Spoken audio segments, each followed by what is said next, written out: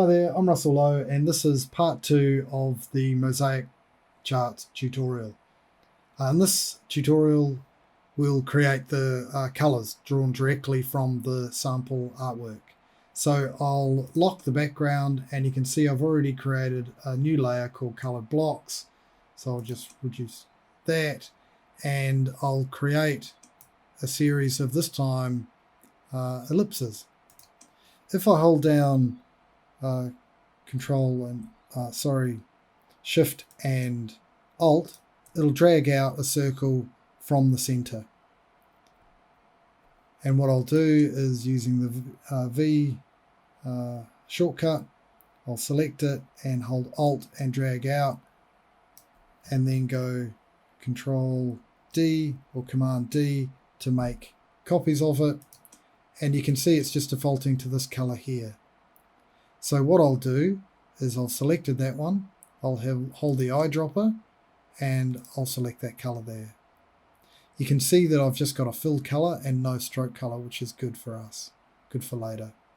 So hold the V key, select this one, hold the eyedropper tool, and so on.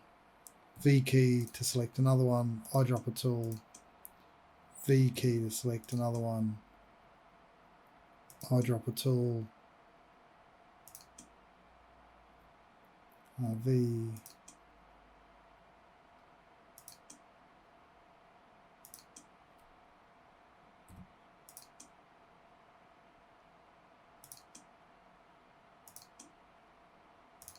then we have a series of colors created directly from this artwork.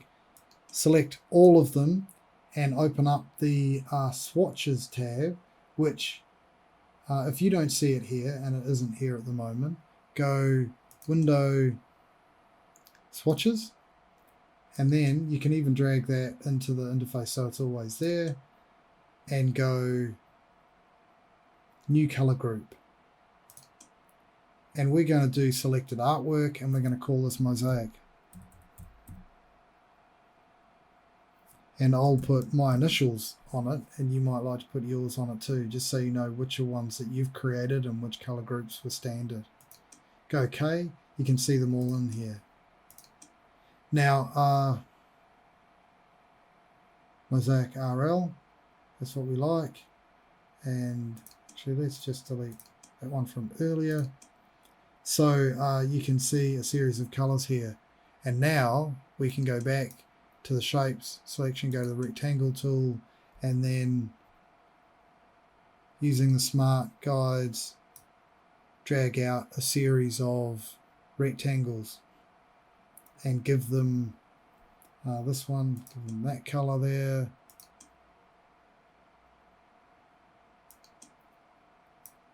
give this one, actually it's that dark color, isn't it? And then another rectangle tool here, make a thin one, give it that color, and so on.